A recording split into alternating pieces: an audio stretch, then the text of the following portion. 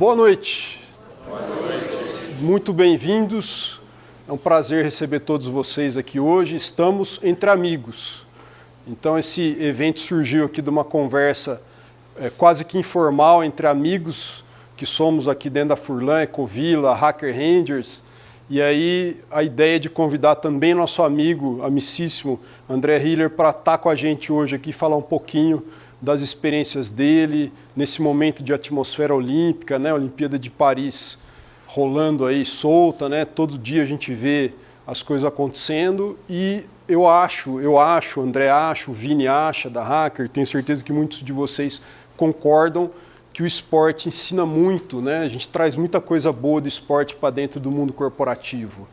E nesse espírito, então, a gente bolou a gente teve a ideia, né, Vini, que é mais fácil ter ideia do que fazer, né? A gente teve a ideia e aí convidou o André e ele tem que fazer, né? Então, a gente abusa um pouco aí do André, ele mora aqui em Campinas, então facilita para a gente, ele já faz um trabalho de assessoria, palestras, treinamento para a equipe Ecovilla, equipe Hacker Rangers, equipe Furlan já há uns 6, 7 anos, né, André? O Vôlei Renata, do qual o André faz parte do corpo diretivo, também aqui de Campinas, também usa o nosso espaço aqui, auditório, para fazer encontros, fazer as preleções de início de temporada, né? Fizemos vários anos aqui com o Vôlei Renata, então também é uma forma da gente estar se relacionando com esse pessoal que ensina tanto, né? Que trouxe tantos resultados para o Brasil em termos de esporte e ajuda a gente a trazer também muitos resultados para o nosso dia a dia corporativo. Quando a gente consegue, né, imagina que a gente consegue ter o mesmo foco, a competência de um atleta olímpico que traz uma medalha de ouro olímpica, né, que é o melhor do mundo, né? Imagina o grau de foco, de objetivo, de superação, de empenho, de concentração de esforços que uma pessoa dessa tem que ter para alcançar um grau de excelência tão alto, tão no nível, né, mundial. E a gente pode se espelhar, aprender um pouco com isso, trazer isso um pouco para o nosso dia a dia. Então a gente abusa do André, traz ele aqui, fala um pouco para a gente, ensina um pouco para a gente. Ele preparou especialmente para esse momento olímpico um material todo novo, trouxe aqui, ele vai explicar, são objetos que ele arrecadou nas incursões olímpicas e vai contar um pouquinho de toda essa história. E eu vou deixar aqui também, queria passar para vocês só um videozinho rápido do que a Furlan, é 1 minutinho só, Furlan e Ecovilla estão fazendo no momento para vocês saberem. Se quiserem saber mais também sobre Furlan, Ecovilla, empreendimentos, tem várias pessoas da nossa equipe aqui também, e no site também é possível. E aí já chama o André, a gente já toca o mais importante, que é a palestra dele, tá bom? Então, mais uma vez, agradeço a vocês por terem vindo, confiar o tempo de vocês a gente para poder dividir esse momento que a gente está tão aqui empolgado e motivado em fazer, tá? Conosco, as marcas Furlan, Ecovilla, Hacker, ficam aqui nesse prédio, a sede dessas empresas. Assertiva, nosso parceiro Edinho, que está aqui, cadê Edinho? Opa, está aqui também, topou ajudar a organizar e fazer esse evento. André Hiller, marca dele, C4 Eric, C4 Publicidade, cadê o Eric? Está aqui, o Eric também organizou tudo. É o nosso parça, está em todas, né, com a gente, então não poderia deixar de estar junto aqui. A Furlan Participações lidera projetos de construção, incorporação, tecnologia e agronegócio em São Paulo, Mato Grosso do Sul e Goiás. Fundada pelos ex-proprietários das lojas Seller, o grupo se destaca por superar as expectativas dos clientes em todas as suas áreas de atuação. Conheça os empreendimentos destaques: Bougainville, apartamentos de luxo; Village Sainte-Hélène, condomínio de casas de alto padrão; Ecovilla Incorporadora, apartamentos completos, lazer incrível e rica área verde, nas melhores localizações de Campinas, Paulínia, Sumaré e Hortolândia. Acesse furlanparticipações.com.br e ecovillaincorporadora.com.br. Pessoal, excelente estar com vocês, é um prazer imenso. E agora, com vocês, então, André Hiller. Fala, meu irmão.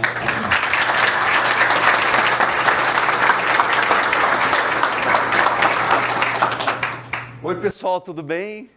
Uma delícia estar aqui com vocês. Quero já de antemão agradecer aos meus parceiros, então ao Ale, Furlan, Ecovila, Hacker Rangers, Edinho, muito bom te ter conosco nessa empreitada.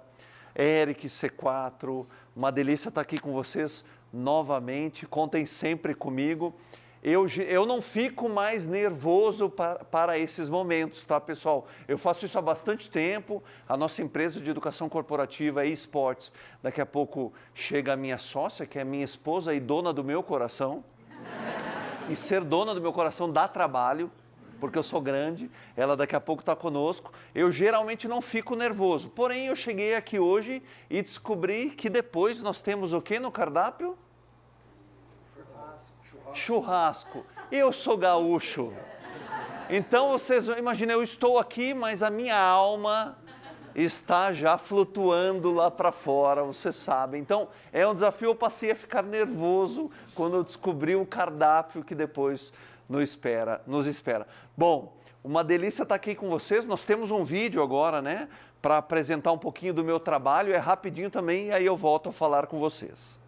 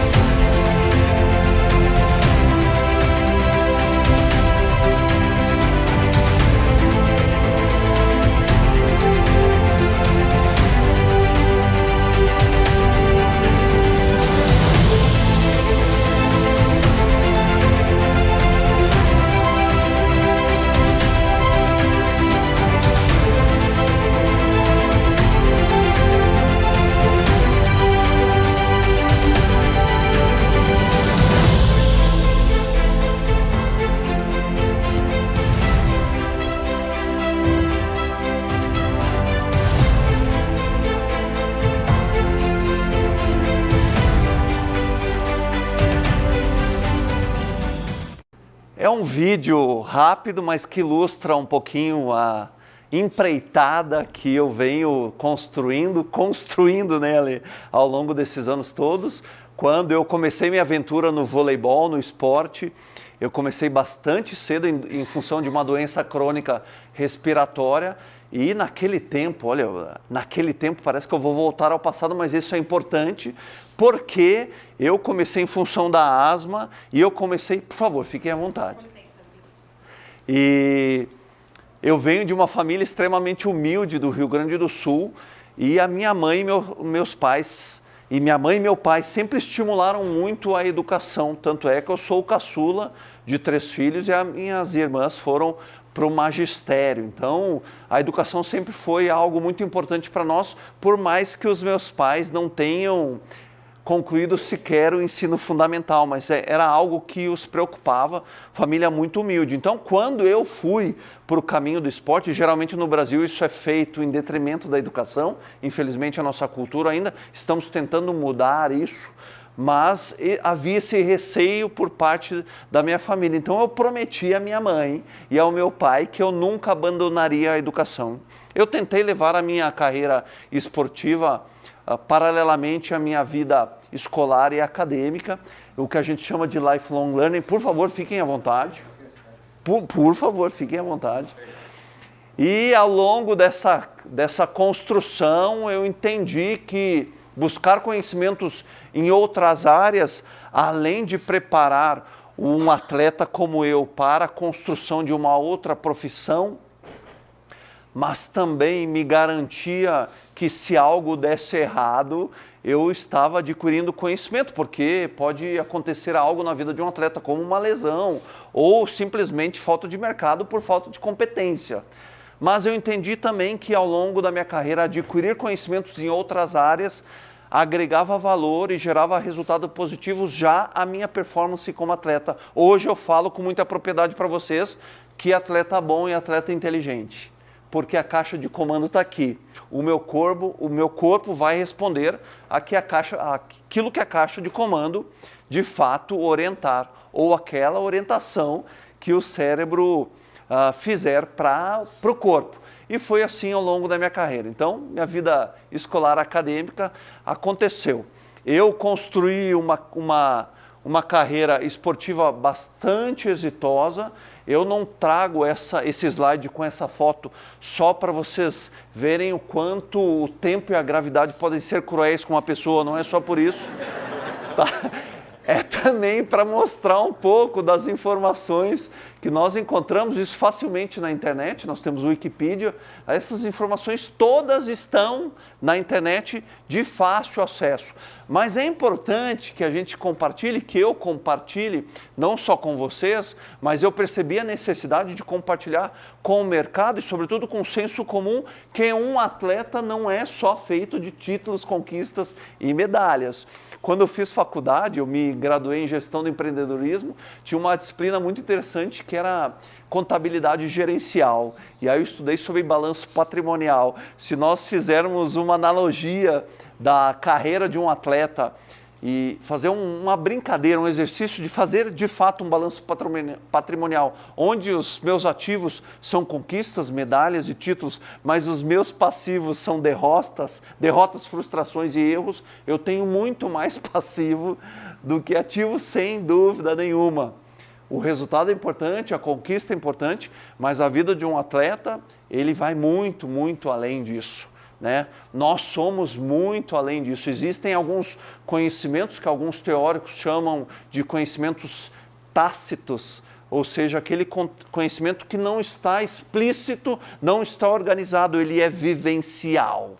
Você sente ele na pele, às vezes você nem se dá conta, mas você está aprendendo.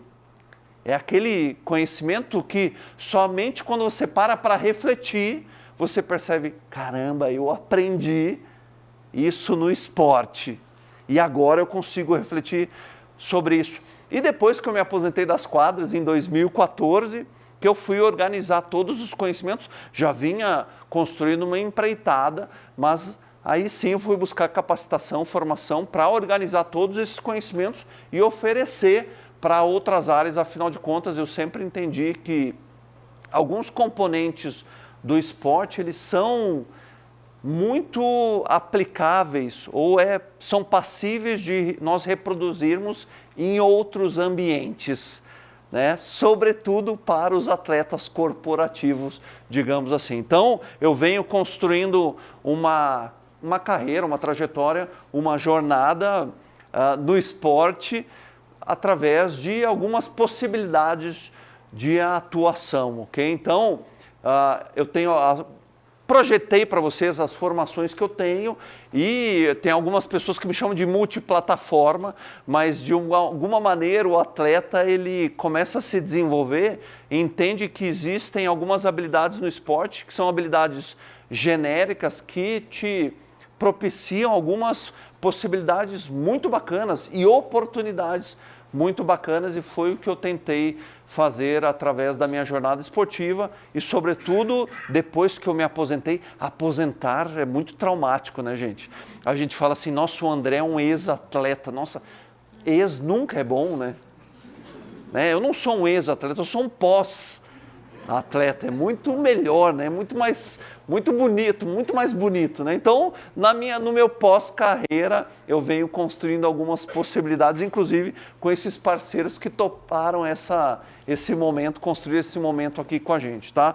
Mas o fato é que eu pertencia a uma geração do voleibol brasileiro que, em um determinado momento da nossa trajetória juntos, nós fomos reconhecidos pelas maiores autoridades do voleibol mundial como a melhor geração de todos os tempos, a geração mais vitoriosa de todos os tempos. Não estou aqui para afirmar para vocês isso, nunca tive essa pretensão, não me interessa isso. Legal esse reconhecimento, mas não estou aqui afirmando para vocês que fomos absolutamente os melhores do mundo, mas fomos uma equipe de fato que ao longo de 8 anos venceu tudo e mais um pouco, né?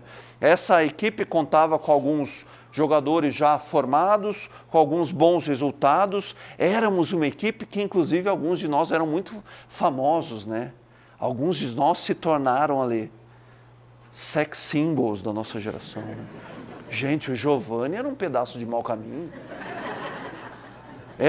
Não era, Ale? Sim, o Ale falou. Também acha.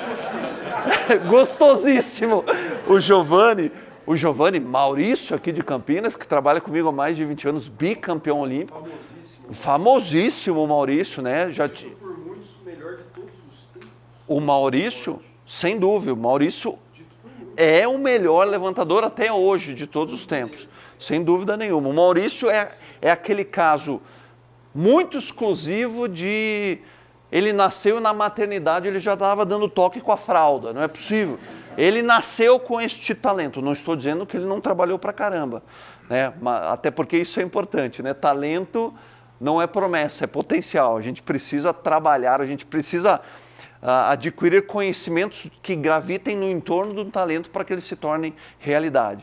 Mas o fato é que fomos uma geração muito conhecida. O Giovanni, gente, não podia puxar a perna no aquecimento no ginásio, Mineirinho, 14 mil pessoas. Ele movimentava a perna, era uma gritaria, a mulherada enlouquecia. Para mim, de vez em quando, gritavam também. Sobretudo quando a gente entrava no ônibus para ir embora, eu estava no ônibus na vidraça assim, gritava, André! Aí eu abria o vidro todo empolgado, né? Estão gritando para mim. Aí eu gritava, olhava, né? E aí o que foi? Chama o Giovanni. Era assim que gritavam. Era assim que gritavam para mim ali. Era a única oportunidade. Até depois eu casei com a Marcela, e vocês vão conhecer a Marcela também, foi da seleção brasileira. Eu dei um jeito de negociar com ela, ela aceitou casar comigo.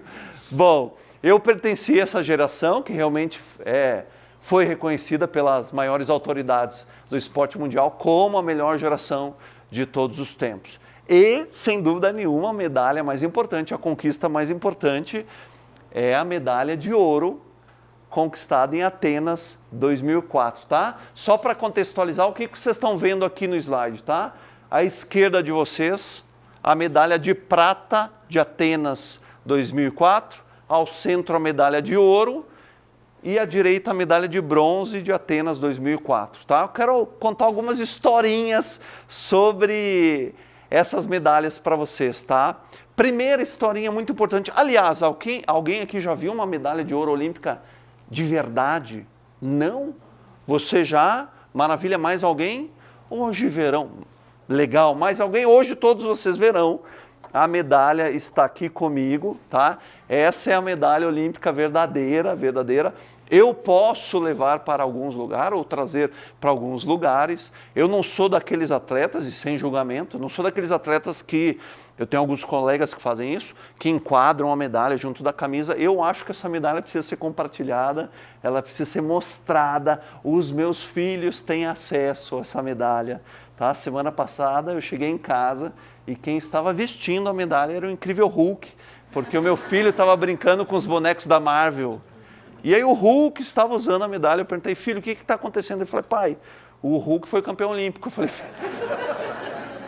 filhos, por favor, só não deixe ele esmagar a medalha. Tá? Mas eu acho que essa medalha precisa ser compartilhada, ela tem um significado muito grande. Eu vou falar sobre isso com vocês, tá? Mas primeiro segredo, digamos assim, que eu quero contar sobre a medalha é que essa medalha de ouro não é de ouro. Não é de ouro. Eu também fiquei com essa cara quando eu descobri. Pensem vocês que quando eu comecei a jogar vôlei, por favor, fique à vontade. Quando eu comecei a jogar vôlei em 1990, 2 anos depois, a geração de ouro em Barcelona conquistava o primeiro ouro em esportes coletivos pelo Brasil. Eu assisti do sofá da minha casa em meio a uma crise de asma. Acabou a Olimpíada, eu olhei para minha mãe na cozinha e falei, mãe, serei campeão olímpico. Obviamente mais para agradar a mãe do que por convicção. Mas eu tinha na minha cabeça que eu me tornando um atleta, eu indo para a seleção brasileira e sobretudo eu me tornando campeão olímpico, além do status, né, de medalhista olímpico, eu teria um objeto de ouro na mão, eu seria rico. Era a minha visão sobre isso, e aí eu descubro, anos depois, que essa medalha não é de ouro, ela não é folhada a ouro. Não sei se vocês sabiam disso. Não é folhada a ouro, na sua composição tem 92% de prata. E 8% restante é um blend de outros metais que eu não tenho ideia de quais sejam. Ela não vale nada. Financeiramente. financeiramente não vale nada, emocionalmente vale bilhões, tá? Então o primeiro segredo que eu quero contar para vocês é que esta medalha de ouro não é de ouro. Depois ela está aqui para ser compartilhada com vocês, mas o segundo segredo, digamos assim, segunda informação que eu quero contar para vocês, que as medalhas não foram sempre assim, ou não foram sempre com esse layout, tá? Cada país, quando recebe uma edição dos Jogos Olímpicos, ele tem liberdade até certo ponto para criar um estilo de medalha. Não se mexe no design, tá? Mas o estilo de medalha é possível criar. Até o ano de 2000, em Sydney, na Austrália, as Olimpíadas de Sydney, a medalha era assim, ó. Ok? Era assim. Essa é a medalha de Sydney 2000, medalha de ouro. Percebam que esta figura que está no cantinho da medalha, agora em Atenas está no centro da medalha. Alguém sabe quem é essa figura? Alguém sabe quem é essa figura?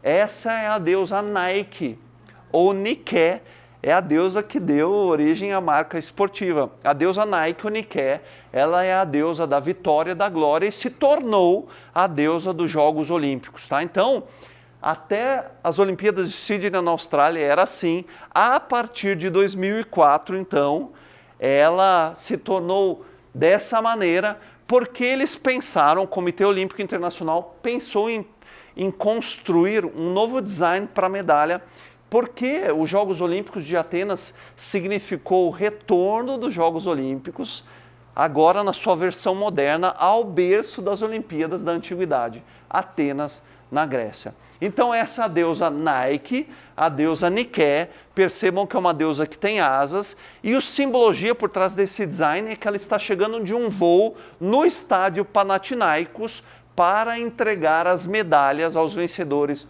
da modalidade. Eu não sei se vocês sabiam disso, né? Tem uma história por trás desse design. Gravem, por favor, essa informação da deusa Nike, que é uma deusa alada, ok? Que é a deusa da glória, da vitória e das Olimpíadas, tá? Mas essa geração que foi reconhecida como a melhor geração de todos os tempos e que conquistou essa medalha, não foi uma geração que conquistou simplesmente ao acaso. Essa geração, ela usou de algumas estratégias e é sobre essas estratégias que eu quero falar com vocês, sobretudo e principalmente sobre uma estratégia fundamental. Há 12 anos que eu frequento outros ambientes de alta performance e sobretudo excelência. Eu gosto muito desse termo, excelência, eu vou falar mais para frente para vocês. E eu tenho visto que essa estratégia principalmente tem feito a diferença dentro das empresas, sobretudo quando a gente fala sobre trabalho em equipe. E essa estratégia a gente vai chamar de colaboração, tá? Mas não é aquela colaboração, nossa, que discurso bonitinho de palestra motivacional, tá? Há anos atrás, quando eu entrei nessa jornada junto da minha empresa, e a gente abriu uma empresa que chama Heller Desenvolvimento, nós encomendamos uma pesquisa, não foi nada robusto, nada profundo, mas eu queria entender como o mercado percebia os ex-atletas, no meu caso um pós-atleta, que se tornam palestrantes, tá? E aí o resultado dessa pesquisa foi que as empresas, pelo menos naquela época, percebiam esses ex-atletas como palestrantes motivacionais, tá? Mas na verdade eu nunca me entendi, olha, eu quero depois que parar de jogar, eu quero ser um palestrante. Não, eu sempre entendi que eu gostaria de ter uma empresa para oferecer diversos produtos, diversas soluções para outras organizações, e entre essas soluções estão as palestras, imersões, workshops e treinamentos. Aí surgiu o livro, que a gente vai falar mais um pouquinho depois, e nós trabalhamos com assessments também consolidados no mercado, tá? Por que eu estou contando isso para vocês? Porque colaboração, de fato, é uma estratégia muito poderosa. Poderosa, eficiente e, sobretudo, eficaz.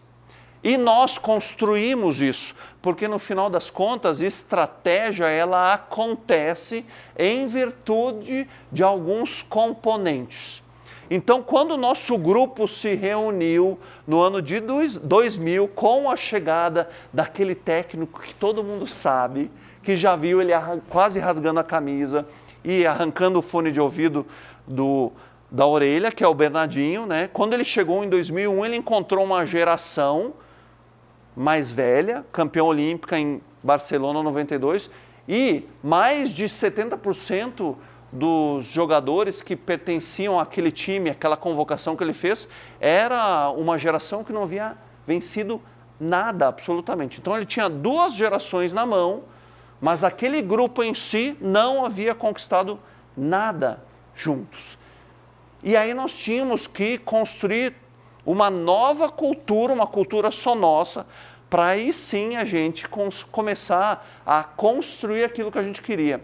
Então, quando nos reunimos, isso é importante que vocês saibam, nós nos reunimos como um grupo já, alguns de nós bons jogadores, alguns de nós ótimos jogadores, alguns de nós excelentes jogadores, mas juntos nós não havíamos conquistado nada.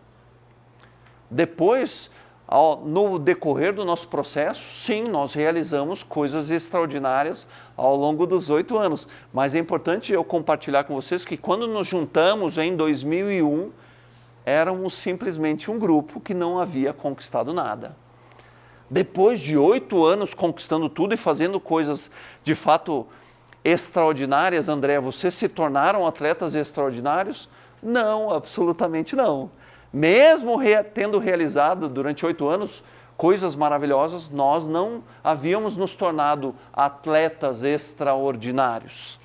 E o exemplo disso é que depois do título olímpico em 2004 em Atenas, cada um de nós foi contratado por um time italiano, que é a NBA do voleibol, e assim sempre será. Cada um de nós foi para um time diferente na Itália.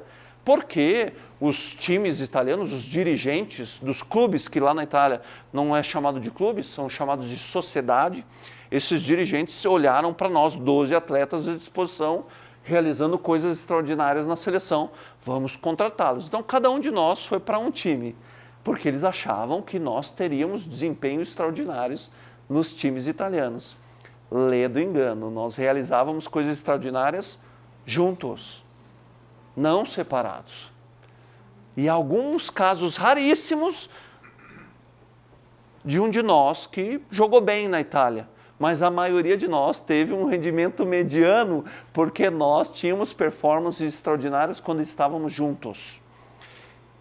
E o que fez com que nós tivéssemos performances e desempenhos muito acima da média e o que fez com que a gente conquistasse realmente tudo e mais um pouco ao longo de anos foi essa estratégia, que é a colaboração. E, de novo, não é um discursinho bonito, tá? A estratégia é algo complexo e é um desafio quando a gente fala de trabalho em equipe, porque a gente está falando de pessoas. Pessoas. E não tem desafio maior do que lidar com a diversidade de pessoas. E não estou falando diversidade dessa maneira que falam que é importante. Estou falando diversidade de seres humanos, simplesmente, que pensam diferente. Então, a primeira coisa que nós fizemos quando nós nos reunimos era entender o que nós juntos gostaríamos de alcançar. O que todos nós queremos com as nossas organizações e, pessoalmente, resultados.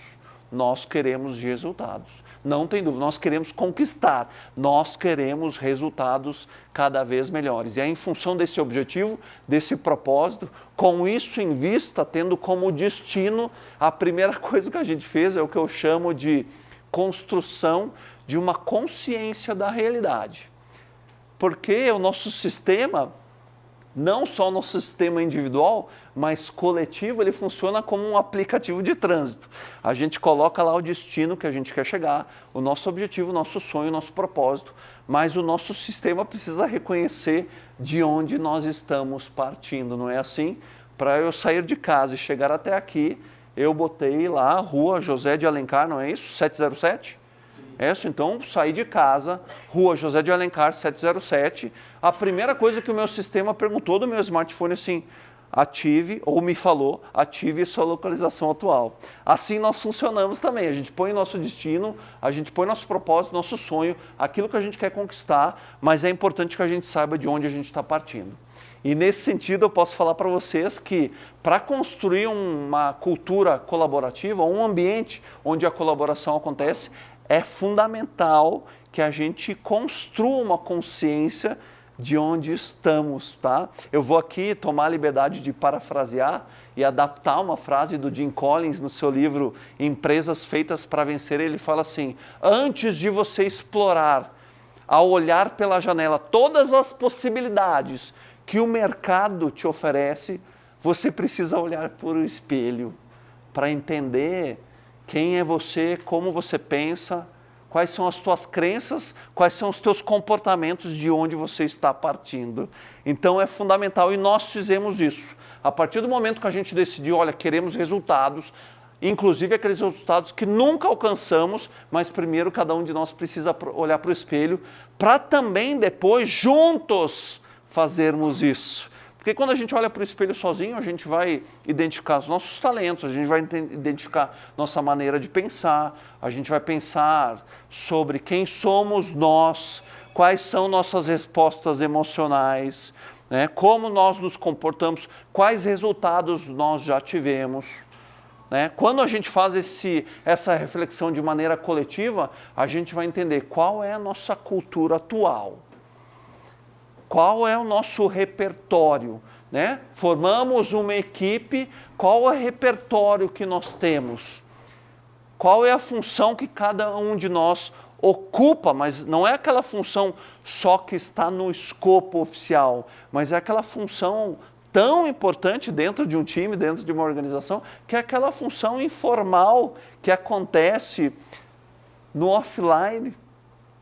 Então, nós construímos essa consciência da realidade para entender de onde nós estávamos partindo. Então, tínhamos o que nós queríamos, nosso destino final, os melhores resultados possíveis, e também tínhamos a consciência de onde nós estávamos partindo. A partir dali, nós fizemos uma escolha, tá, gente? Que foi a escolha de construir uma cultura de aprendizagem. Porque a gente sabia que se nós continuássemos com o mesmo desempenho, cada um de nós teríamos os mesmos resultados. Parece loucura, se tornou um clichê, mas é um conceito importante, inclusive do Einstein, né? Não adianta querer resultados diferentes fazendo as mesmas coisas, nós tivemos que pensar sobre isso também. E para construir uma cultura de resultado, nós também tínhamos cultura de resultado, cultura de aprendizagem, mas também automaticamente cultura de exigência. Nós tínhamos que construir um ambiente para a exigência acontecer. E aí a gente cai em outro arcabouço extremamente complexo, que é aquela seara de um exigir do outro, ao mesmo tempo que está exigindo a si próprio. Isso é complexo demais. Não estou dizendo que precisa ser difícil, mas é bastante complexo. E para que essa cultura de aprendizagem acontecesse, essa cultura de exigência acontecesse, eu quero compartilhar com vocês 3 estratégias fundamentais que nós também fizemos. A gente chama isso de hacks, digamos assim. Então, primeiro hackzinho fundamental para construir uma cultura de aprendizagem e exigência, tá, gente? Conexão. Eu tenho uma amiga que ela trabalhou durante muito tempo na Unilever. Um dia a gente conversando, almoçando e conversando, eu perguntei, poxa, como fazer? Ela é líder, né? Eu perguntei, como você faz para exigir o máximo dos seus colaboradores? E ela falou uma frase emblemática que eu quero compartilhar com vocês. Ela falou assim, André, não há como pretender tirar qualquer coisa de qualquer pessoa se antes você não tomar um café com ela. Olha que bacana, nós estamos falando aqui de conexão. Não tem como construir qualquer tipo de relacionamento com quem trabalha com você se a gente não se conectar. O que é conexão, gente? Interesse genuíno. Nós construímos isso entre nós, nós tínhamos muito tempo juntos, não estou falando só de quantidade de tempo, estou falando sobretudo de qualidade de tempo, mas sempre que nós tínhamos tempo juntos, nós fazíamos isso com muita qualidade, um demonstrando interesse genuíno pelo outro. Por que a conexão é tão importante? Porque a conexão é fundamental, eu diria essencial, na construção de uma relação de confiança. Confiança. Eu só vou olhar para outra pessoa e entender que ela está de fato comigo se eu confiar nela. Confiar não significa isso, eu pego muito nas organizações. Confiar não significa delegar ou fechar os olhos e está tudo bem, você pode fazer o que você quiser. Não, confiar inclusive para discordar de você, confiar inclusive para oferecer um outro ponto de vista, ou melhor ainda, a vista de um outro ponto. Isso é confiança. Confiança para a gente discordar. Confiança para pedir ajuda, isso é confiança. E por que a conexão mais confiança é importante? Para construir um ambiente de segurança, é a tal segurança psicológica, e não é conversinha motivacional. Segurança para interagir, segurança para falar, segurança para aprender e também segurança para errar, porque os erros vão acontecer. E por fim, segurança para pertencer. Um ambiente seguro, as pessoas não pisam no freio quando a crise acontece, e ela vai acontecer. Um ambiente seguro, as pessoas, os colaboradores, os atletas não pisam no freio quando a derrota acontece. Num ambiente seguro, as pessoas se questionam, as pessoas compartilham, as pessoas se permitem serem complementadas. Em um ambiente seguro, um ambiente colaborativo, as pessoas sabem que precisam umas das outras. Mas mais poderoso ainda do que precisar umas das outras, porque isso vai acontecer naturalmente, você querendo ou não, sabendo disso ou não, mais poderoso que isso é fazer a escolha intencional e ativa de querer precisar. E é assim que funciona. E de novo, eu não estou aqui num papo motivacional com vocês.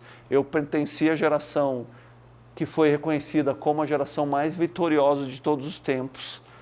E nós só realizamos coisas extraordinárias quando nós tivemos coragem de olhar para o espelho e entender que tínhamos talentos, tínhamos habilidades, mas também tínhamos limitações, não tem jeito. Quando a gente trabalha em equipe, a gente oferece talentos, habilidades, conhecimentos, competências, mas as nossas limitações vão junto, não tem jeito. Mas um ambiente colaborativo, a colaboração só acontece quando a gente de fato levanta a mão e escolhe intencionalmente e ativamente precisar do outro. A gente não precisa esperar que as coisas aconteçam naturalmente, né? Não tem aquela música do grupo Revelação, né? Deixa acontecer naturalmente, não precisa ser assim. A gente pode fazer esse movimento intencional. E porque a construção deste ambiente colaborativo é importante. E aí eu não vou nem falar por mim, eu vou compartilhar com vocês uma pesquisa fresquíssima do Instituto Gallup, que é a maior organização de pessoas, de análise de pessoas do mundo, 60 anos de pesquisa, mais de 33 milhões de pessoas já fizeram os assessments do Instituto Gallup. Pesquisa que saiu semana passada sobre o ambiente do trabalho, pesquisa global, tá? Todos os países participaram. E essa pesquisa, um dos diagnósticos, diz assim: as pessoas não se demitem ou não se desligam do trabalho em si. E eu não estou falando só de desligamento oficial, tá, gente? Porque tem colaborador que já se demitiu, mas informalmente, e continua dentro da empresa, não tem isso? Não tem? Eu estou falando de desligamento e demissão de qualquer maneira. E essa pesquisa apontou que o colaborador não se demite do trabalho em si, ele se demite do ambiente de trabalho. E é o ambiente que precisa ser construído. E quando você constrói um ambiente de conexão, de confiança, de segurança para a colaboração, o líder, obviamente, é a força motriz dessa construção. E quando de fato a gente implanta um ambiente assim, o líder não precisa nem mais estar na empresa, porque esse ambiente permite que cada colaborador seja co-roteirista ou co-criador dessa cultura colaborativa. Eu não preciso ser dono da empresa para me sentir dono. Já escutaram isso? Accountability, né? A gente fala muito sobre isso, né? Eu não preciso ser dono da empresa, eu não preciso ser diretor da empresa para me sentir dono. E não é conversinha motivacional. De fato, nós sabemos através de muitas pesquisas que aquele ambiente que é colaborativo, que é de confiança, onde as pessoas se sentem seguras, de fato elas vão se sentir tão seguras que vão vestir a camisa quase que literalmente. Isso é colaboração. E é a estratégia que nós escolhemos intencionalmente e ativamente. Agora, é importante dizer que tudo isso que eu contei para vocês, falei de autoconhecimento, autoconsciência, eu falei de colaboração, obviamente, de confiança, todos esses componentes, na verdade, são comportamentos, tá? Comportamentos.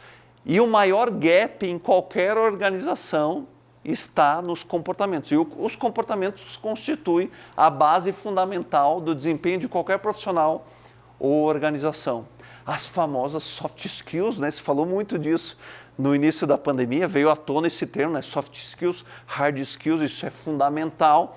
E hoje, de novo, pesquisas apontam que o gap das empresas está, de fato, na questão comportamental. Olha a primeira pesquisa aqui, gente. Não sei se vocês vão conseguir ler, eu vou ler para vocês. 90% dos colaboradores são desligados das empresas, das organizações, em função de problemas desencadeados pelo lado comportamental. 90% em função de comportamentos. Outra pesquisa, gente, olha aqui, ó, pesquisa de novo fresquinha do Instituto Gallup.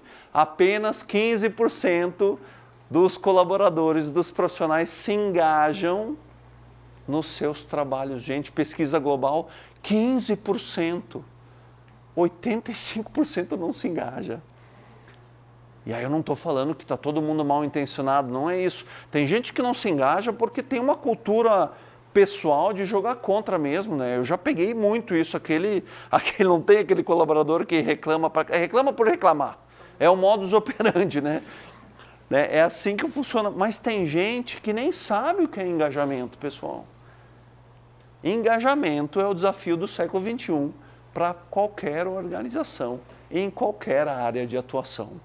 Mas o mais legal, e daqui a pouco eu já estou finalizando, o mais legal de falar sobre comportamento é que no final das contas, gente, comportamento é escolha. Escolha está sob o meu total controle, essas escolhas. Eu escolho todos os dias. Pesquisas dizem que nós fazemos mais de 8.000 escolhas por dia. Eu escolho abrir o olho, eu escolho escovar os dentes. Eu escolhi estar aqui. Escolhas, está sob nosso total controle. E essa reflexão é importante, né? A gente entender aquilo que eu controlo, aquilo que eu não controlo. Aquilo que eu controlo, de fato, influencio. Eu preciso, de fato, atuar. Eu vou passar um vídeo para vocês e aí a gente volta a falar. Nessa competição, o Brasil perdeu apenas uma vez, que foi para a França. E depois dessa derrota, muita gente falou: ih, está acontecendo alguma coisa. Tá aí o que aconteceu de melhor, o bicampeonato mundial. Sem dúvida, esse time merece um retrato na parede. Já fez história. Nesse Brasil não cabe jeitinho, maracutaia ou picaretagem. Não há os heróis clandestinos, nem os reis da impunidade. Há um descobridor da alma brasileira e, sob seu comando, a mistura de todas as nossas virtudes em 12 rostos que formam o retrato do país. Não há derrotismo, lamento ou desespero. Apenas sacrifício pela vitória, conquistada em companhia da amizade. Se discutem, é pelo bem comum. Se exageram, é pelo carinho recíproco que sentem. O abraço mostra que esses jogadores são muitos em um só ao mesmo tempo. Uma equipe de fato, um país de direito. Para o Brasil que olha a TV e algumas vezes sente vergonha ou decepção, a seleção de vôlei serve como refúgio, esperança. Com esse time, a televisão vira espelho e cada brasileiro tem orgulho do que ali vê refletido. Nosso maior desafio no dia a dia é substituir o jeitinho pela educação, a mutreta pela dedicação, a picaretagem pelo trabalho. E com o exemplo do vôlei, daqui a alguns anos, fazer desses dois Brasis um Brasil só, fraterno, solidário, ético e vitorioso.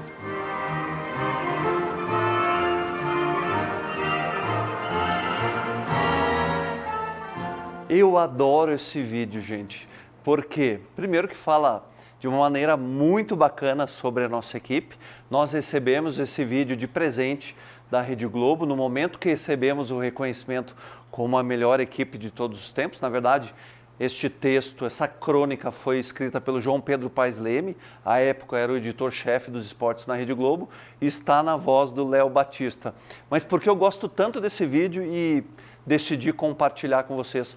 Porque esse vídeo fala que nós fomos a melhor geração de todos os tempos, a equipe mais vitoriosa, porém em momento algum eles usam as habilidades técnicas para nos qualificarem, né?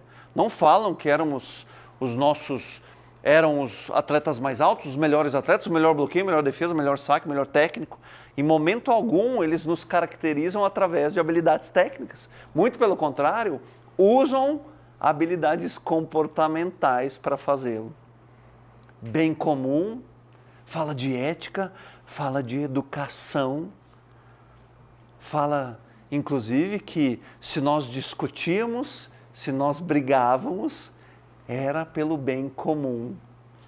Um ambiente seguro permite discussão, permite a gente discordar, permite a gente brigar, mas a gente sabe que a gente está fazendo isso por um propósito. Habilidades comportamentais constituem a base do desempenho de qualquer profissional ou organização, de qualquer área de atuação. E para finalizar, eu tenho mais 2 segredinhos sobre a medalha para compartilhar com vocês, tá? No verso da medalha de ouro, depois vocês vão ter a possibilidade de ver de pertinho, tá? Quando eu recebi a medalha, fiquei extremamente emocionado, beijei a medalha, é um ritual que eu sempre fiz, e aí eu virei a medalha, eu me deparei com essa frase que eu vou pedir para o Alê traduzir, por favor.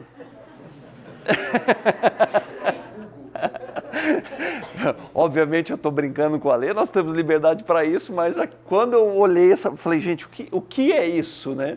E aí eu fui direto, saindo do ginásio olímpico, eu fui direto no Comitê Olímpico Internacional e para perguntar o que de fato estava escrito ali. E aí me falaram que aqui está um trecho do hino olímpico, está em grego antigo, é por isso que ninguém entendeu, mas que está escrito não ipsis literis, tá, gente? Mas uma ideia de que a deusa Nike, lembra da deusa Nike, aquela deusa que tem asas, que é a deusa da vitória, da glória, da Olimpíada, a deusa Nike, Oniké, me escolheu para ser o guardião da medalha. Pois bem, a medalha, ela é maravilhosa, é a conquista, minha conquista mais importante, acredito até que é a conquista mais importante da nossa geração, mas ela simplesmente é um símbolo de um processo, símbolo de uma caminhada, símbolo, sobretudo, da construção de uma trajetória. Mas tem uma outra historinha, que é a minha historinha preferida, sobre a medalha, tá? Sobre a deusa Nike, principalmente. Então, a deusa Nike é essa deusa pequenininha aqui que vocês estão vendo, tá? Que é uma deusa, vou ser repetitivo, é uma deusa alada, é uma deusa que tem asas, é a deusa da glória, da vitória, é a deusa das Olimpíadas. E a mitologia diz que a deusa Nike, que é uma deusa que tem asas, que é a deusa da vitória, da glória, que é a deusa das Olimpíadas, ela só voa alto ou corre rápido quando acompanhada desta outra deusa. Alguém sabe que deusa é isso aqui? Essa é a deusa Atina ou Atena, que, vejam só, é a deusa da sabedoria e do aprendizado. O que essa história significa para mim, que eu quero compartilhar com vocês, os nossos voos mais altos, as nossas corridas mais rápidas vão acontecer de fato quando nós escolhermos intencionalmente e ativamente estarmos acompanhados de aprendizado constante, de novos conhecimentos, de novas habilidades e competências de maneira continuada. A nossa geração, ela foi de novo reconhecida como a melhor geração de todos os tempos, e volto a dizer para vocês que no início éramos simplesmente um grupo, não aconteceu naturalmente de nós nos tornarmos uma equipe vitoriosa. Esse processo foi totalmente intencional e ativo, mas é importante dizer para vocês que nós só nos tornamos campeões olímpicos, mundiais, 6 vezes campeão da Liga Mundial, quando nós entendemos que nós faríamos juntos o que nenhum de nós faria sozinho, o que nenhum de nós faria isoladamente. E a gente entendeu que nós, no início, éramos um grupo, mas que tínhamos que trabalhar, tínhamos que fazer escolhas todos os dias para que esse grupo se tornasse de fato uma equipe, uma sociedade, uma comunhão, e que, de novo, essa equipe, essa sociedade, essa comunhão conseguiria realizar juntos o que nós não conseguiríamos realizar isoladamente. E quando nós fazíamos essas escolhas, gente, aí eu falo para vocês que eu falei lá no início, a gente fala muito sobre alta performance, eu prefiro excelência, mas aqui eu quero propor uma quebra de paradigma, porque o senso comum fala muita historinha de internet, né? A gente tem as redes sociais hoje, que nós temos vários gurus que vendem fórmulas do sucesso, né? E nada sem julgamento de valor, não gosto desse direcionamento, mas não é bem assim, não existe fórmula do sucesso, não existem poções mágicas, não existe aquela questão de você entrar numa banheira de gelo todos os dias 5 e 12 da manhã e você resolve todos os seus problemas ali. É legal fisiologicamente, eu não estou contestando isso, mas o que eu quero falar para vocês é que não existe fórmula mágica, o que existe é construção. É construção, e nós escolhemos fazer essa construção todos os dias. Excelência, então, não é uma medalha de ouro. Excelência não é resultado final, excelência não é conquista, não é título. Excelência é o que nós fazemos repetidamente todos os dias. Isso é excelência. Para eu construir uma cultura, e aqui é importante falar que cultura não é o que está escrito na parede ou no manual, cultura também é o que nós fazemos repetidamente todos os dias.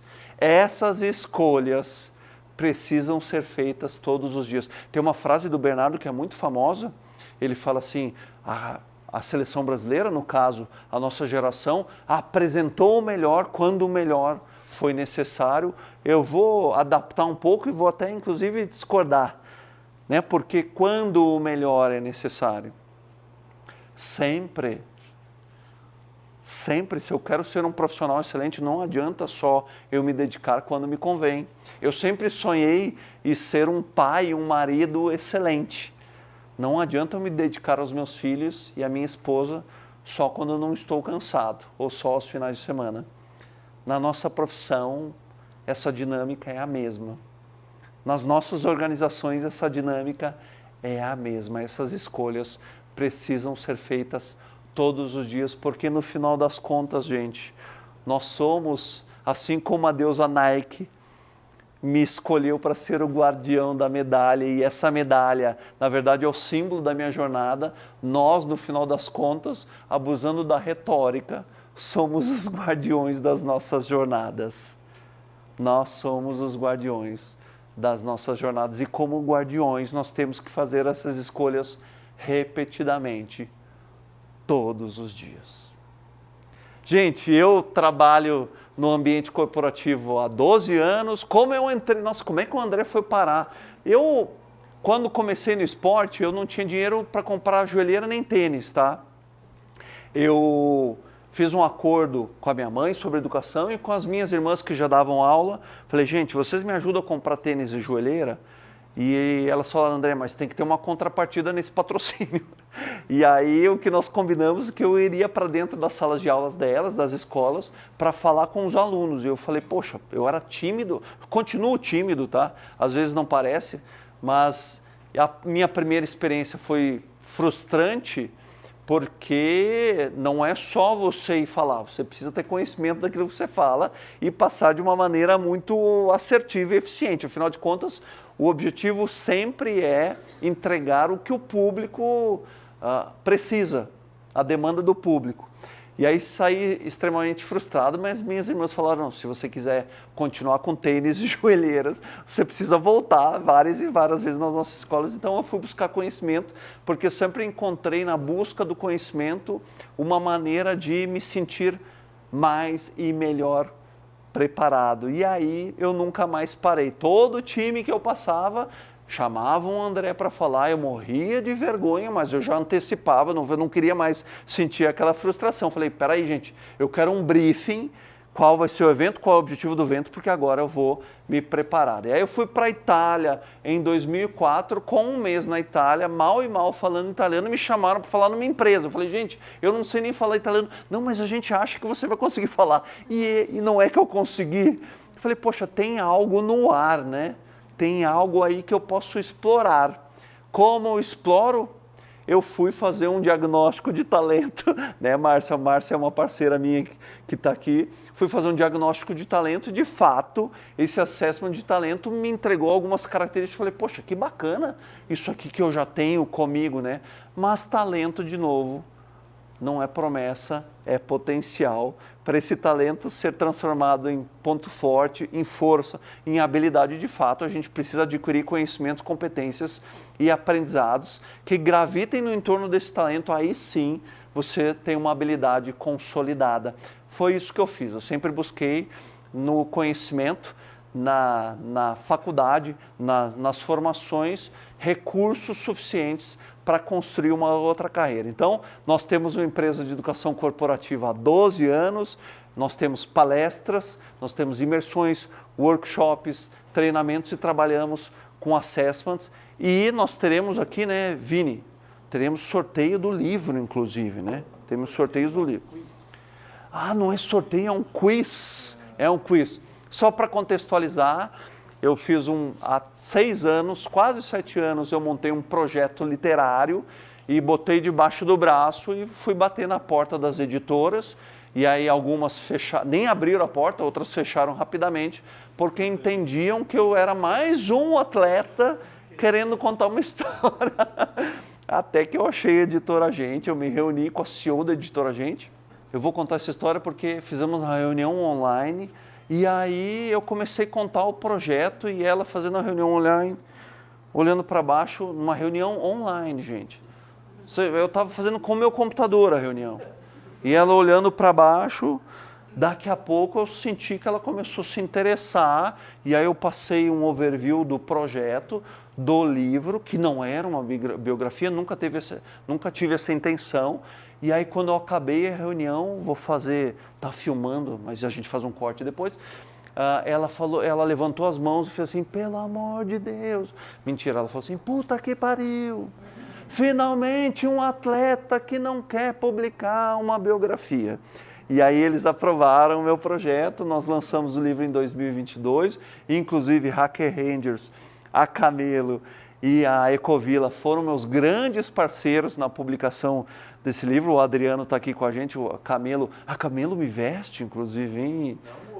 Não hoje. Não hoje, porque hoje eu vim a cara, já entendi.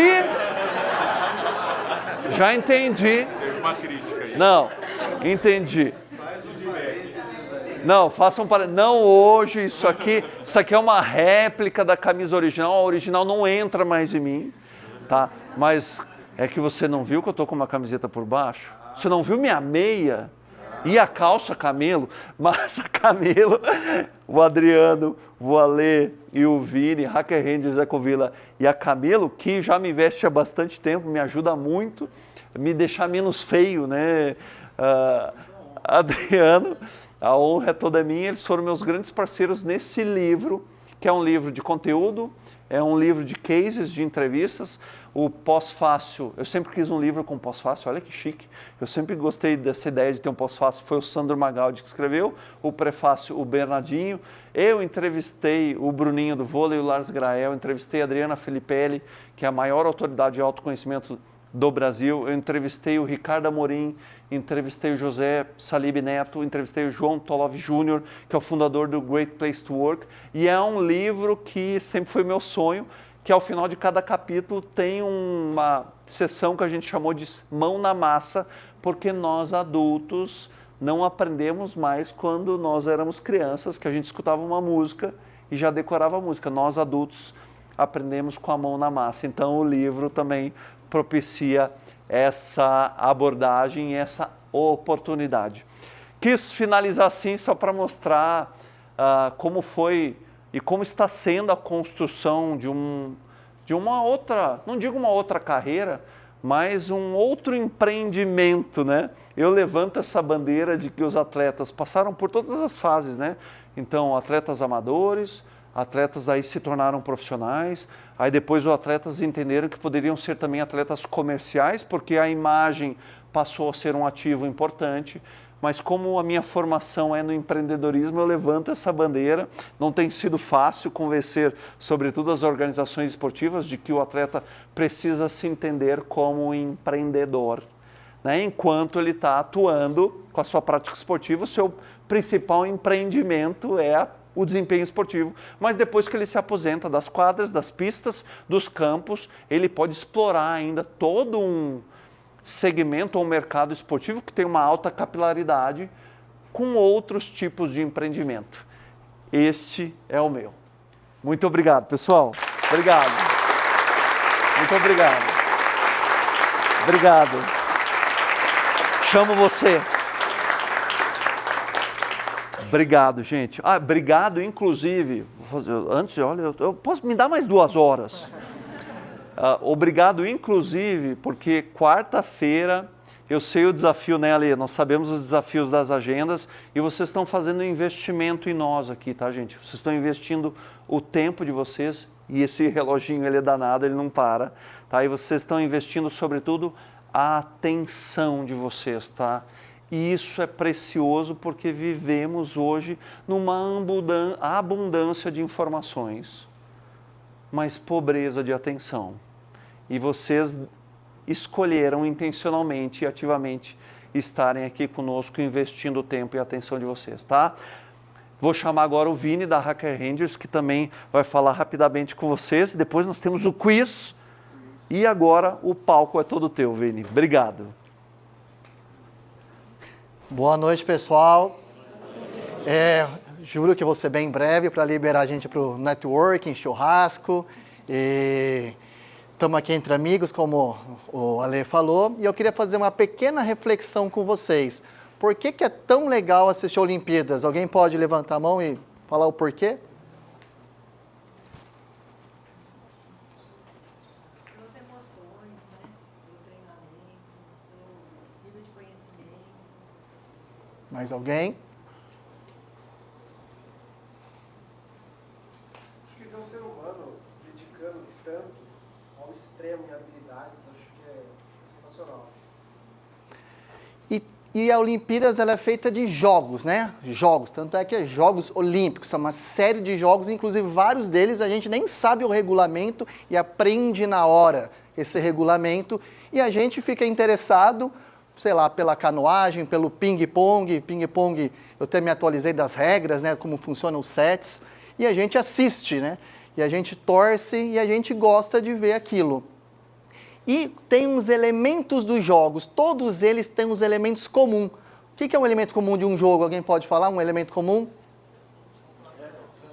Regras, pontos, objetivo. O que ele tem um jogo, então? Ele tem um regulamento claro, que ele inicia, então, em uma determinada data, suas rodadas, tem qual é aquela dinâmica do jogo, que são os pontos, tem os reconhecimentos, que é em forma de medalhas, e assim se encerra. E nós, como espectador, gostamos de ver o desempenho dos atletas, as emoções, e nós gostamos de ver essa dinâmica. Agora, imagino vocês, eu convido vocês a assistir um ping-pong sem nenhum regulamento, sem nenhuma regra, só alguém ping-pong. Vocês assistiriam? Não. Só que é isso que acontece nas empresas, tá? A gente tem que aprender a jogar ping-pong e só fica jogando ping-pong. E a gente não coloca nenhum elemento de jogo nas nossas atividades. Só que aí um rapaz da área de TI teve a brilhante ideia lá atrás e cunhou um termo em inglês que chama gamification. Tá? Em português ficou gamificação. O que ele fez? Ele pegou os elementos de jogos e levou para um contexto não jogo, né? Um contexto burocrático, a gente pode dizer. Então ele levou um ranking, ele levou um regulamento, ele levou os reconhecimentos. Por exemplo, né, o Ministério da Defesa, que fez uma ação agora com o Hacker Rangers, ele deu medalhas, tá? Na Hacker Rangers a gente dá troféus.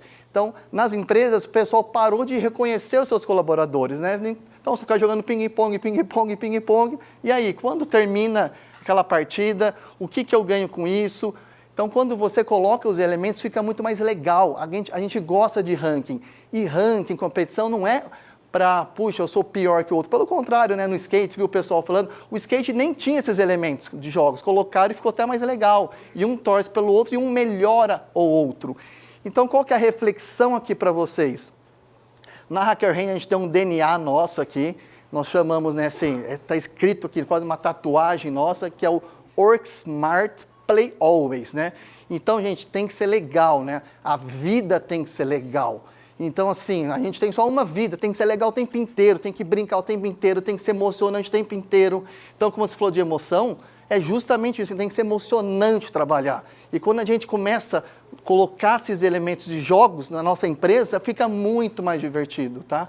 Então, essa é uma reflexão para vocês, tentar colocar esses elementos de jogos na empresa de vocês. E tem, né, falando de jogos, tem um cliente nosso que é o Flamengo, um time de futebol, e ele fala melhor do que eu a parte um pouco mais científica disso, tá? Eu estive lá na Gávea faz 2 semanas, quase virei uma celebridade lá, porque o pessoal queria tirar foto comigo, porque os departamentos, depois também eles tinham um ranking entre eles, tá? E eles ficavam malucos, porque eles ganhavam também troféus, ganhavam certificados daquela temporada. Então, vira uma brincadeira que você está aprendendo, né? E, na verdade, você está praticando aquele ping-pong. Eu vou soltar o vídeo dele, só para vocês entenderem um pouquinho aí da parte mais técnica da coisa, tá bom?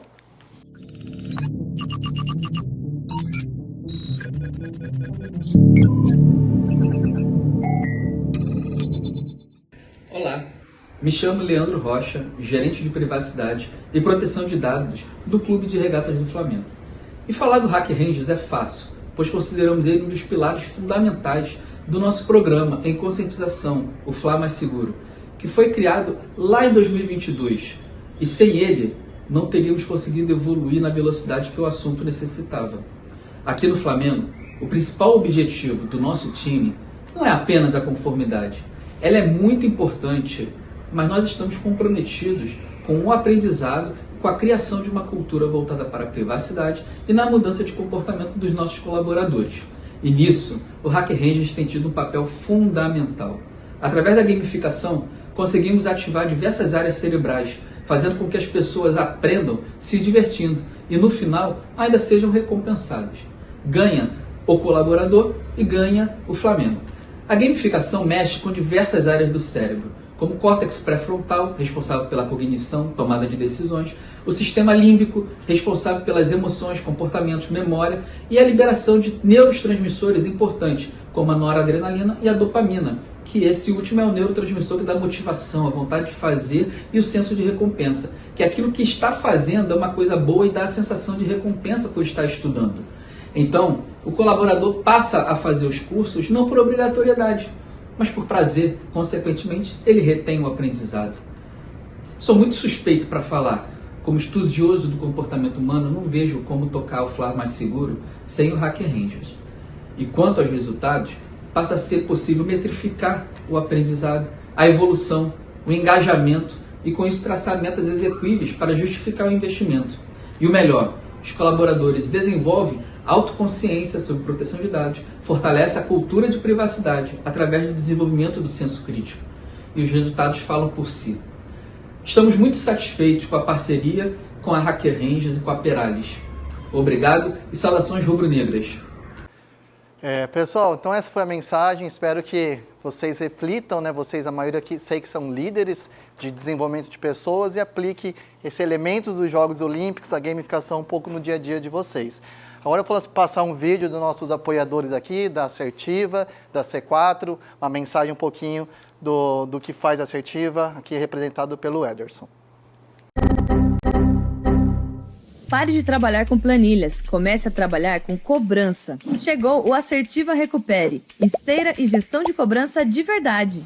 Elimine atividades repetitivas e automatize a sua operação de cobrança de ponta a ponta. Vá além da recuperação e melhore o relacionamento com os seus clientes.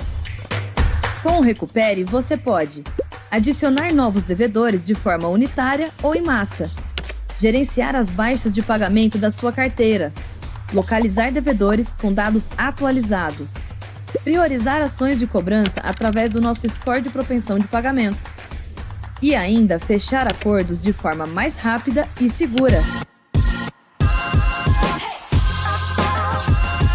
Sua nova esteira completa, personalizada, em um só portal. Viva a nova era da cobrança com o Assertiva Recupere.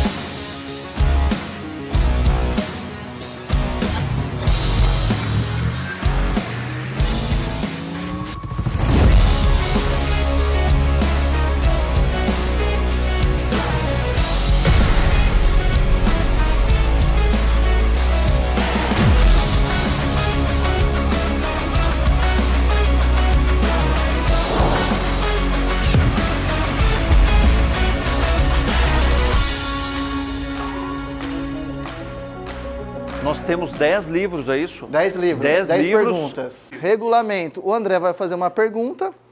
Quem acha que sabe a resposta, levanta a mão.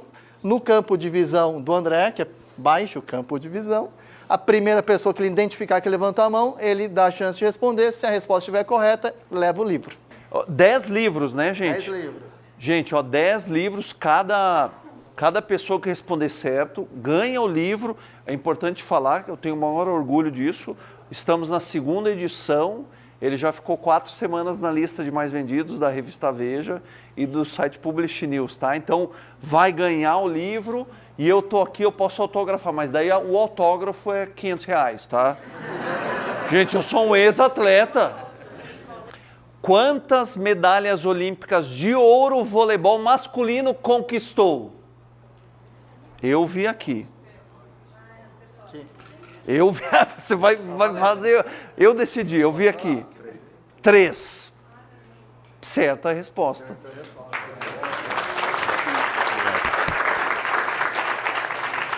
Parabéns, hein?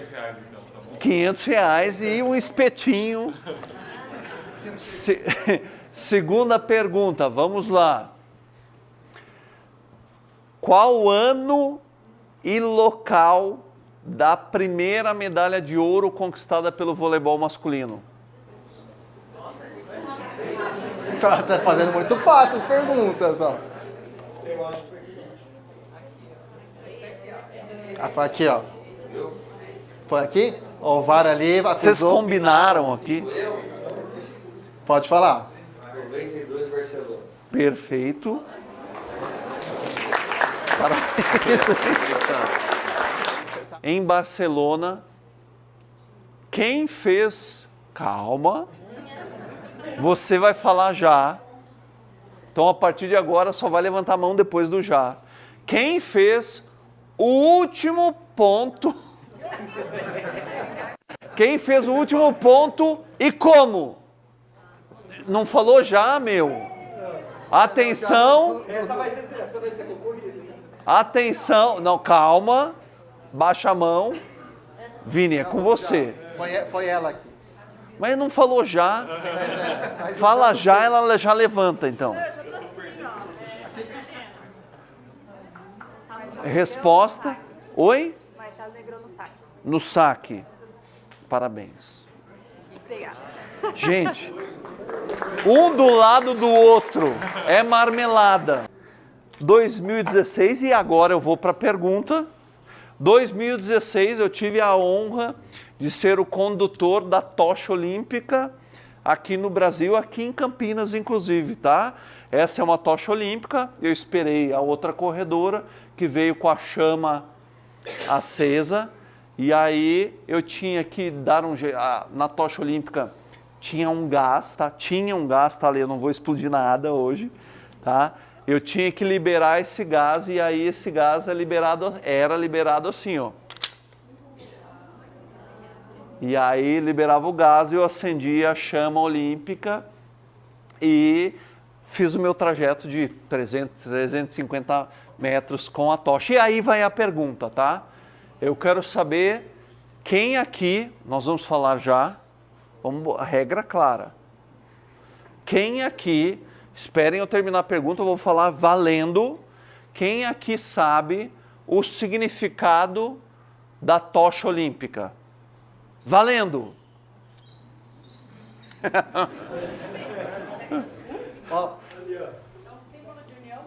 Perfeito! Parabéns, eu ia dar a tocha para ela. Não, eu vou te mostrar a tocha de perto. Muito bom, hein? Eu quase que venho te dar a tocha. Parabéns, viu? Maravilha. A altura que você levava não apagou, né? Hã? A altura que você levava não apagou? Não tinha gás suficiente. Não tinha. Tanto é, a primeira corredora, a corredora que me antecedeu, tinha 1,50 m. Foi divertidíssimo quando ela me entregou. E depois eu entreguei para outra pessoa na Barão de Itapura. Foi muito, muito legal. A última pergunta, Vini. Deixa eu pensar numa pergunta... uma pergunta muito olímpica, então, tá? Muito olímpica. Eu vou falar valendo, hein? Por favor. É uma curiosidade, eu faço evento em escolas, isso é uma curiosidade que vem muito das crianças, tá? Que número eu calço? Valendo. Que número eu calço? Valendo. 45. Não, pera aí, calma. Quanto tempo? Pera aí. Oi. Aonde foi? 47.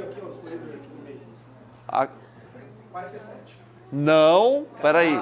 Calma. Foi a moça ali. Quanto? Não. 48. Calma. Vamos por partes. Não. Peraí. 46. Parabéns. Gente, 49. Parceiro. Boa. Vini, é contigo agora? Sim. Agora é pergunta sobre cibersegurança. Lembrando que pode usar a internet se vocês quiserem consultar as perguntas, tá bom? Então, ao invés, terminou a pergunta, no meio dela, quem levanta a mão já pode responder, tá bom? Vocês devem conhecer a Lei Geral de Proteção de Dados, certo? Qual que é o número da lei da LGPD? 709. Parabéns.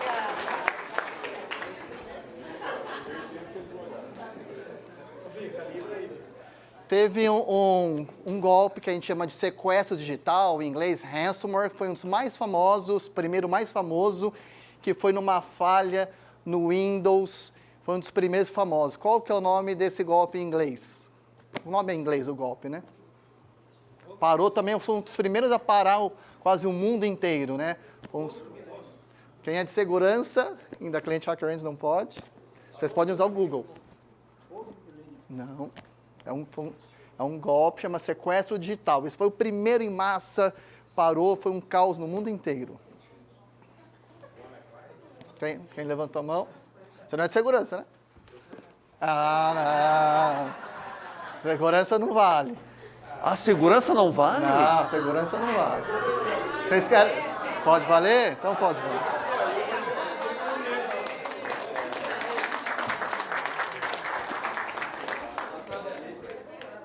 É.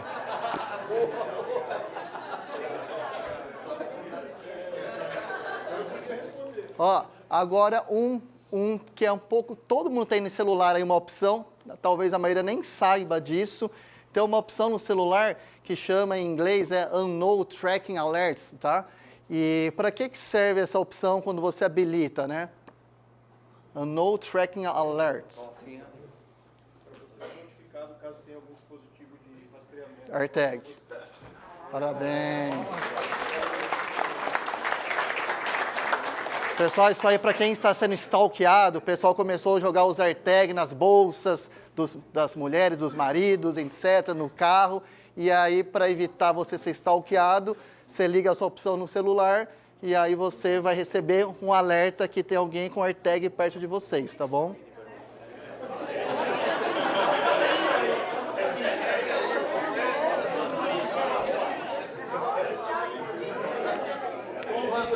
Ó, essa daqui é uma fácil para vocês.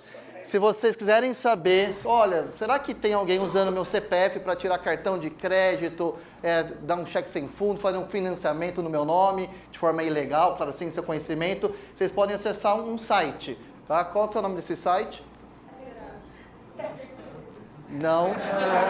Mas mandou bem. O que ela falou? Medinho, ela mandou bem. Ó, Registrato, nosso amigo aqui acertou.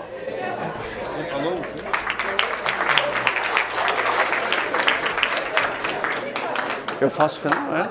Isso? Gente, olha só. A nossa parte, digamos aqui, formal e oficial, a gente está terminando agora. Nós estaremos todos juntos, esperamos que todos nós juntos agora, mas de qualquer maneira, eu posso aqui agradecer em nome de todos, quero agradecer em nome de todos os nossos parceiros, pela, de novo, a presença de vocês, o tempo de vocês, a atenção de vocês. A gente quis também propiciar a todos vocês uma quebra da rotina de trabalho de vocês, até porque a gente pode aproveitar essa atmosfera olímpica, né? Estava falando com o Eric antes, chegamos cedo aqui, que são medalhas lindas que são conquistadas, né?